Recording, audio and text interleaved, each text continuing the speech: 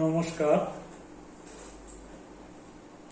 আজকে আমি অষ্টম শ্রেণীর ভূগোলের উত্তর আমেরিকা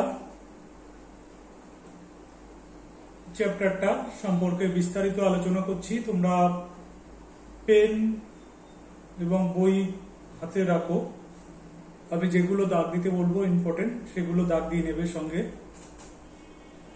দেখো, উত্তর আমেরিকার পৃথিবী বিখ্যাত গিরিখাতের নাম গ্র্যান্ড ক্যানিয়ন। পৃথিবীর বিখ্যাত জলপ্রপাত যদি পড়ে নায়াগ্রা, ছবিতেও দেখতে পাচ্ছ। এপাশে পৃথিবীর বৃহত্তম দ্বীপ গ্রিনল্যান্ড, পৃথিবীর বৃহত্তম সুপেয় জলের হ্রদ সুপিরিয়র অর্থাৎ যে জল পান করা যায়, ছবিটা দেখতে পাচ্ছ। পৃথিবীর ব্যস্ততম বিমানবন্দর আটলান্টা, উত্তর আমেরিকায়, কিন্তু সবগুলি উত্তর আমেরিকায় অবস্থিত। এরপরে পৃথিবীর উত্তর গোলার্ধে ত্রিভুজ আকৃতির এই মহাদেশ পৃথিবীর তৃতীয় বৃহত্তম মহাদেশ। দুরকম প্রশ্ন করতে পারে, ত্রিভুজ আকৃতির মহাদেশের নাম কি? উত্তর আমেরিকা। আর পৃথিবীর তৃতীয় বৃহত্তম মহাদেশের নাম কি? তখনই উত্তর আমেরিকা। আচ্ছা, আয়তনে ভারতের প্রায় 6 গুণ। আয়তনে ভারতের কত গুণ? 6 গুণ। কে আবিষ্কার করেন? 1501 খ্রিস্টাব্দে আমেরিগো ভেসপুচি নামে এক পর্তুগিজ নাবিক এই মহাদেশটি আবিষ্কার করেন। কোথাকার নাবিক? পর্তুগিজের নাবিক। নাম কি? Amerigo Vespucci. কত সালে? 1501 সালে। এরপরে আমেরিকার অভিযান, যেটুকু লাগবে সেটা বলছি। 1492 খ্রিস্টাব্দে ইতালি নাবিক ক্রিস্টোফার কলম্বাস ইউরোপ থেকে ভারতে আসার জলপথ আবিষ্কার করতে গিয়ে এই উত্তর আমেরিকা মহাদেশের পূর্ব দিকের দ্বীপপুঞ্জে উপস্থিত হন। ওই দ্বীপপুঞ্জগুলিকেই ভারতীয় দ্বীপপুঞ্জ বলে মনে করেন। ভারতে আসছিল যেহেতু, তার দ্বীপ পেয়েছে, সেই দ্বীপের নাম দিয়ে দিলে ভারতীয় দ্বীপপুঞ্জ। 1501 সালে আমেরিগো ভেসপুচি নামে এই পর্তুগিজ নাবিক এই কলম্বাসের পথ অনুসরণ করে আমেরিকার মূল ভূখণ্ডে এসে পৌঁছ। সেজন্য তার নাম অনুসারে এই মহাদেশের নাম আমেরিকা দিয়েছিলেন। তাহলে কলম্বাস ভুল করে লিখবে না। কলম্বাস ইতালির নাবিক, তিনি ভারতে আসার জন্য, ইউরোপ থেকে কিভাবে ভারতে আসবেন সেই পথ ধরে আসছিলেন। হ্যাঁ, কিন্তু 1501 সালে আমেরিগো ভেসপুচি আমেরিকাটা আবিষ্কার করেন। এরপরে অবস্থানটা একটু পড়বে। 7 ডিগ্রি উত্তর অক্ষাংশ দক্ষিণে, 7 ডিগ্রি উত্তর অক্ষাংশ থেকে উত্তরে 84 ডিগ্রি উত্তর অক্ষাংশ পর্যন্ত, পূর্ব দিকে 20 ডিগ্রি পশ্চিম দ্রাঘিমা থেকে পশ্চিমে 173 ডিগ্রি পশ্চিম দ্রাঘিমা পর্যন্ত বিস্তৃত। এটা পড়ে রাখলে ভালো, খুব একটা পড়ে না পরীক্ষা। সীমারেখাটা একটু পড়বে। উত্তরে এখান থেকে পড়বে, উত্তরে উত্তর মহাসাগর, পূর্বে আটলান্টিক মহাসাগর, দক্ষিণ পশ্চিমে প্রশান্ত মহাসাগর, এইটুকু। এখানে কিছু ইম্পর্টেন্ট আছে। উত্তর আমেরিকা মহাদেশটির উত্তরে অবস্থিত বেরিং প্রণালী এই মহাদেশকে এশিয়া মহাদেশ থেকে পৃথক করেছে। তাহলে এশিয়া এবং উত্তর আমেরিকার মাঝখানে কোন প্রণালী? বেরিং প্রণালী। দক্ষিণে অবস্থিত পানামা খাল এই মহাদেশটিকে দক্ষিণ আমেরিকা মহাদেশ থেকে পৃথক করেছে। তাহলে উত্তর আমেরিকা দক্ষিণ আমেরিকার মাঝখানে পানামা খাল, আর উত্তর আমেরিকার এশিয়া মহাদেশের মাঝে বেরিং প্রণালী, এটা মনে রাখবে। প্রধান নদী মিসিসিপি মিসৌরি 6270 কিমি। উচ্চতম শৃঙ্গ উত্তর আমেরিকার ম্যাককিনলে 6195 মিটার। দেশের সংখ্যা 23টি দেশ নিয়ে উত্তর আমেরিকা গঠিত।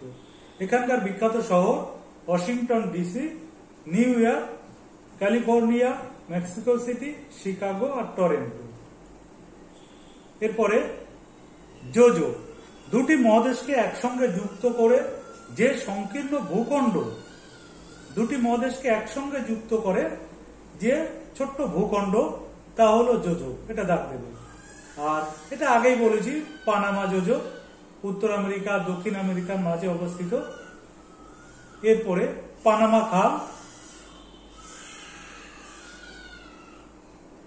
উত্তর আমেরিকার পূর্ব উপকূল ও ইউরোপের সঙ্গে দক্ষিণ আমেরিকার পশ্চিম উপকূলে নৌ যোগাযোগ সহজ করার জন্য এই পানামা যোজকটিকে কেটে পানামা খাল তৈরি করা হয়েছিল। এই ছবিটা একটু দেখো, সুমেরু বৃত্ত, এখানে এশিয়া মহাদেশ, আলাস্কা, এই বেরিং প্রণালীটা এখানে, এই এশিয়া এবং আমেরিকার এই মাঝখানে বেরিং প্রণালী। এলুসিয়ান দ্বীপপুঞ্জ দেখো এখানে, আন্তর্জাতিক তাগিদ রেখা 180 ডিগ্রি, এটা এই আন্তর্জাতিক তাগিদ রেখা। আচ্ছা, এরপরে এই পানামা যোজক উত্তর আমেরিকা আর দক্ষিণ আমেরিকার মাঝখানে পানামা যোজক অবস্থিত।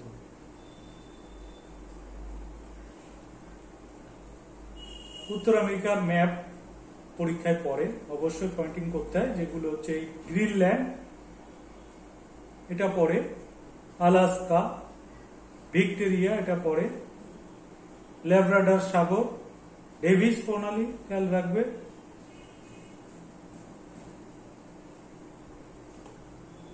কানাডা লাগে, হাডসন উপসাগর লাগে, গ্রেট স্লিপ হ্রদ লাগে, গ্রেট বিয়ার হ্রদ লাগে, বেরিং প্রণালী এখানে দেখতে পাচ্ছ, বেরিং প্রণালী লাগে, ওয়াশিংটন এটা লাগে, আর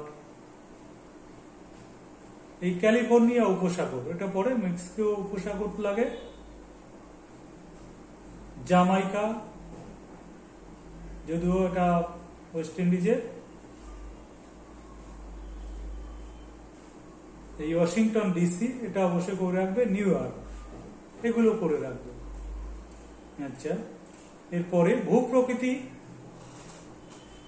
উত্তর আমেরিকা, ভূপ্রাকৃতিক বৈশিষ্ট্য তিনটি ভাগে ভাগ করা যায়, ছবি আছে সুন্দর করে। পশ্চিমে পার্বত্য অঞ্চল বা কর্ডিলেরা, এই অঞ্চলটি উত্তর আমেরিকা মহাদেশের পশ্চিম প্রান্তে প্রশান্ত মহাসাগরের উপকূল বরাবর উত্তরে বেরিং প্রণালী থেকে শুরু করে দক্ষিণে পানামা খাল পর্যন্ত বিস্তৃত। এই কর্ডিলেরা আরো দক্ষিণ দিকে আন্দিজ নামে দক্ষিণ আমেরিকা মহাদেশে প্রসারিত হয়েছে। এই তার উচ্চতম শৃঙ্গ ম্যাককিনলে।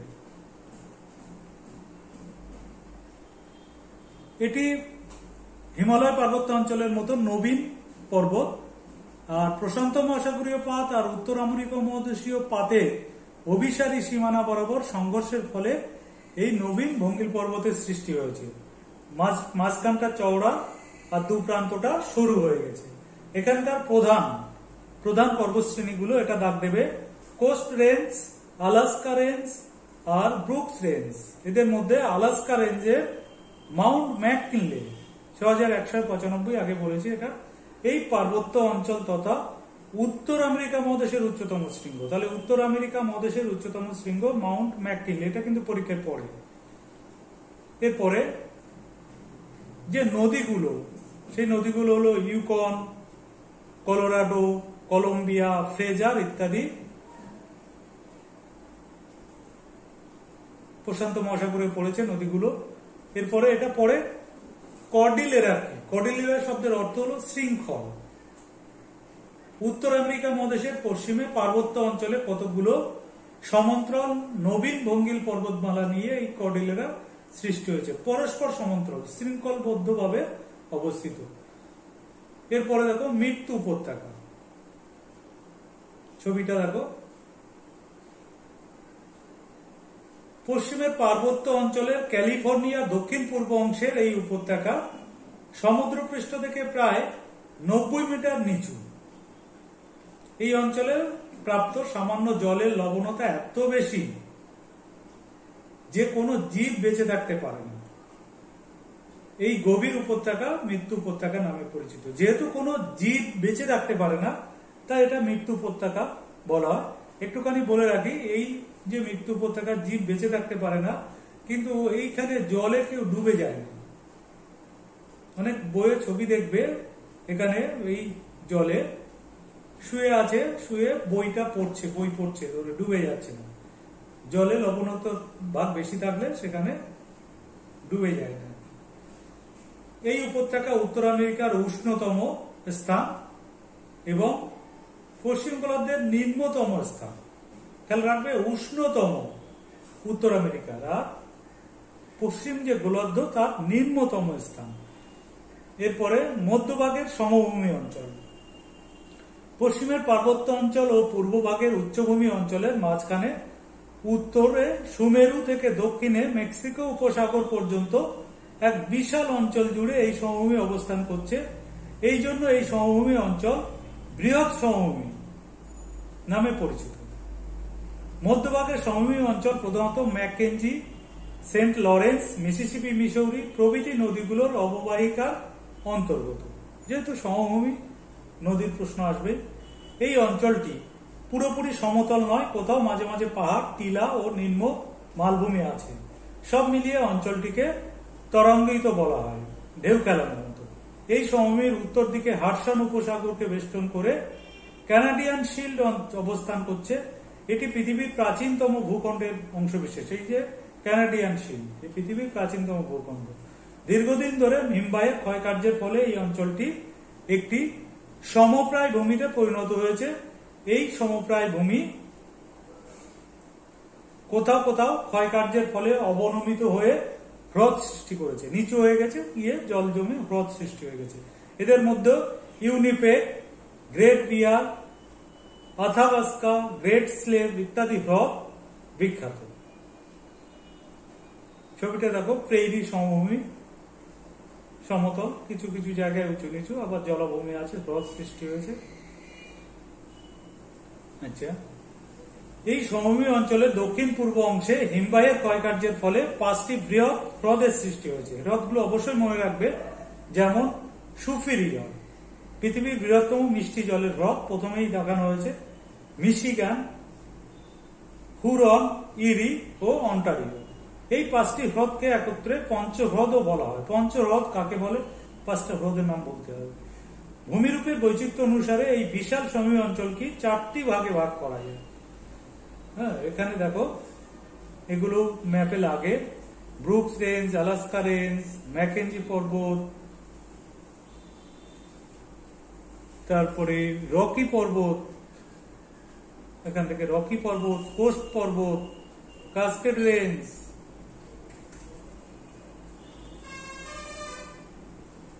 অ্যাপ্লেসিয়ান পর্বত, হাডসন উপসাগর তো আগে বললাম, ল্যাব্রাডর সাগর আগে বললাম, মেক্সিকো উপসাগর লাগে, মেক্সিকো মালভূমিটা লাগবে ম্যাপে, মাউন্ট এলবার্ট, রকি পর্বতের এখানে দেখো, এগুলো অবশ্যই ম্যাপে লাগে।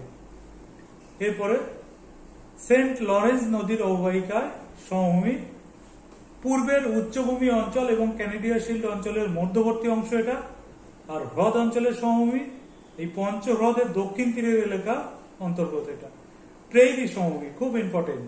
মধ্যভাগের বিস্তীর্ণ এলাকা জুড়ে এই সমভূমি অবস্থিত। এখানকার সমভূমি মূলত তৃণাঞ্চল, তাই একে প্রেইরি তৃণভূমি বলে। তৃণভূমি, এখানে বড় বড় গাছ নেই, ঘাস বেশি। এরপর মিসিসিপি, মিসৌরি, পূর্ব দিকের উচ্চভূমি আর পশ্চিমের পার্বত্য অঞ্চলের মধ্যবর্তী অংশ। এই সমভূমির দক্ষিণে পাখির পায়ের মতো মিসিসিপি, মিসৌরি নদীর বদ্বীপ সৃষ্টি হয়েছে। 4টি পরীক্ষাতেও পড়ে, নিজেদের পরীক্ষাতেও পড়ে। পাখির পায়ের মতো বদ্বীপ দেখা যায় কোথায়? মিসিসিপি, মিসৌরি নদীতে, নদীর বদ্বীপে। এরপরে কানাডীয় বা লরেন্সীয় উচ্চভূমি, মহাদেশের উত্তরে হাডসন উপসাগরকে কেন্দ্র করে এই সুবিস্তীর্ণ উচ্চভূমি অবস্থিত। এই উচ্চভূমিকে কানাডীয় শিল্ড অঞ্চল বলে বা শিল্ড বলে। অতি প্রাচীন শিলা দ্বারা এই শিল্ড গঠিত। বহু বছর ধরে ক্ষয়প্রাপ্ত হয়ে অঞ্চলটি উচ্চভূমি বা মালভূমির আকার ধারণ করেছে। হ্যাঁ, এই উচ্চভূমিকে লরেন্সীয় মালভূমি বলা হয়। এবার পূর্ব দিকের উচ্চভূমি সমগ্র পূর্ব দিকের উচ্চভূমি অঞ্চলের অন্তর্গত, সেটা উত্তরের ল্যাব্রাডর থেকে দক্ষিণের আলাবামা পর্যন্ত। সমগ্র উচ্চভূমি অঞ্চলটি তিনটে উচ্চভূমি নিয়ে গঠিত, যথা উত্তরের ল্যাব্রাডর মালভূমি, মধ্যভাগে নিউ ইংল্যান্ড উচ্চভূমি এবং সবার দক্ষিণ দিকে অ্যাপলেশিয়ান পার্বত্য অঞ্চল। প্রত্যেকটা ম্যাপে দেখিয়ে দিয়েছে, অ্যাপলেশিয়ানটা পরে ম্যাপে। অ্যাপালেশিয়ান পার্বত্য অঞ্চলটি প্রকৃতপক্ষে একটি প্রাচীন ভঙ্গিল পর্বতমালা। তাহলে একটি প্রাচীন ভঙ্গিল পর্বতমালা যদি মাল্টিপল চয়েসে আসে, অ্যাপালেশিয়ান এটা বলবে। দীর্ঘদিন ক্ষয়প্রাপ্ত হয়ে বর্তমানে এটি উচ্চভূমিতে পরিণত হয়েছে। এই পার্বত্য অঞ্চলের বেশিরভাগ স্থানই 2000 মিটারের কম উঁচু। অ্যাপালেশিয়ানের ব্লু রিজ পর্বতের মাউন্ট মিশেল এই উচ্চভূমি অঞ্চলের সর্বোচ্চ শৃঙ্গ। তাহলে এটা মনে রাখবে যে এই পূর্ব দিকের উচ্চভূমির উচ্চতম পর্বতশৃঙ্গ হলো মাউন্ট মিশেল। কোথাকার না, অ্যাপালেশিয়ানের ব্লু রিজ পর্বতে অবস্থিত মাউন্ট মিশেল। এই অঞ্চলের সেন্ট লরেন্স নদীর অববাহিকায় অ্যাপালেশিয়ান পার্বত্য অঞ্চল ও লরেন্সীয় মালভূমিকে আলাদা করে পৃথক করেছে। এই পার্বত্য অঞ্চল সবুজে ঘেরা। এরপরে এখানকার যে নদীগুলো আছে, উত্তর আমেরিকার প্রধান নদ-নদী সমূহের পরিচয় এখানে। সেন্ট লরেন্স নদী, উৎসটা পড়বে অন্টারিও হ্রদ। মোহনা কোথায় না, আটলান্টিক মহাসাগর। আর উপনদীর নাম অটোয়া এবং সেন্ট মুরসি। বৈশিষ্ট্যটা লাগবে, পরিবহনে এই নদীর গুরুত্ব খুব বেশি। নায়াগ্রা জলপ্রপাত এই নদীর উপর সৃষ্ট। তাহলে সেন্ট লরেন্স নদীতে নায়াগ্রা জলপ্রপাত সৃষ্টি হয়েছে। মিসিসিপি মিসৌরি, এটা কি সুপিরিয়র হ্রদের পশ্চিমের পর্বত থেকে উৎপন্ন হয়েছে। মোহনা কোথায়, মেক্সিকো উপসাগরে। উপনদী কি, মিসৌরি, আরকানসাস আর রেড। এটি উত্তর আমেরিকার দীর্ঘতম নদী। তাহলে মিসিসিপি মিসৌরি হলো উত্তর আমেরিকার দীর্ঘতম নদী। এরপরে কলোরাডো, এটি রকি পার্বত্য অঞ্চল থেকে উৎপন্ন হয়েছে। মোহনা লাগবে না। উপনদীর নাম ইউকন, ফ্রেজার, কলম্বিয়া মনে রাখবে। বৈশিষ্ট্য, উচ্চ এই সেচ আর জলবিদ্যুৎ উৎপাদনের জন্য বাঁধ আর জলধার নির্মাণ করা হয়েছে। গ্র্যান্ড ক্যানিয়ন এই নদীর অববাহিকায় দেখা যায়। গ্র্যান্ড ক্যানিয়নটা মনে রাখবে। ম্যাকেঞ্জি, এটি উত্তর সাগরে গিয়ে পড়েছে। উপনদী পিস, লয়াট, লি। বৈশিষ্ট্য কি, শীতকালে নৌ পরিবহনযোগ্য নয়, কিন্তু গ্রীষ্মকালে এই নদীতে নৌকা ও স্টিমার চালানো যায়, কারণ শীতকালে বরফ জমে যায়। কলম্বিয়া পড়েছে প্রশান্ত মহাসাগরে। স্নেক আর স্পোকেন এর উপনদী। বৈশিষ্ট্য কি, বন্যা নিয়ন্ত্রণ, সেচ ও জলবিদ্যুৎ উৎপাদনের জন্য অনেকগুলো বাঁধ আর জলধার নির্মাণ করা হয়েছে এখানে।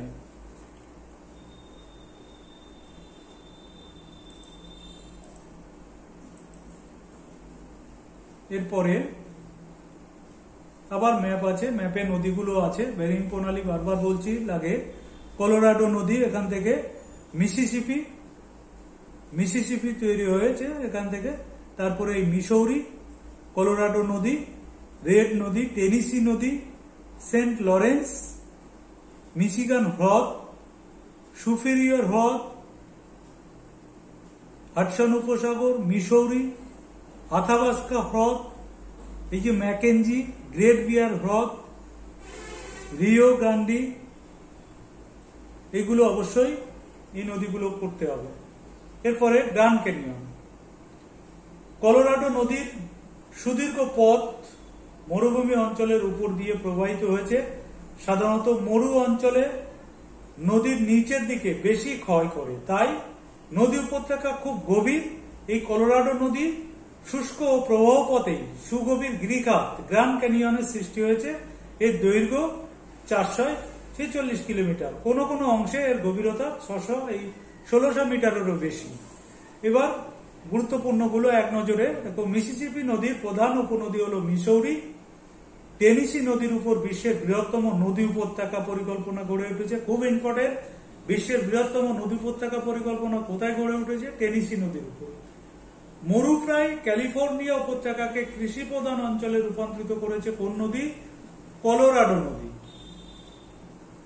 আচ্ছা, এই পর্যন্ত আমি প্রথম অংশটা বলে দিলাম। দ্বিতীয় পাঠে আমি জলবায়ু এবং পরবর্তী অংশগুলো আলোচনা করব। যদি তোমাদের ভালো লাগে এটাকে শেয়ার করো এবং লাইক করো এবং সঙ্গে থাকো পরবর্তী ভিডিওর জন্য। নমস্কার।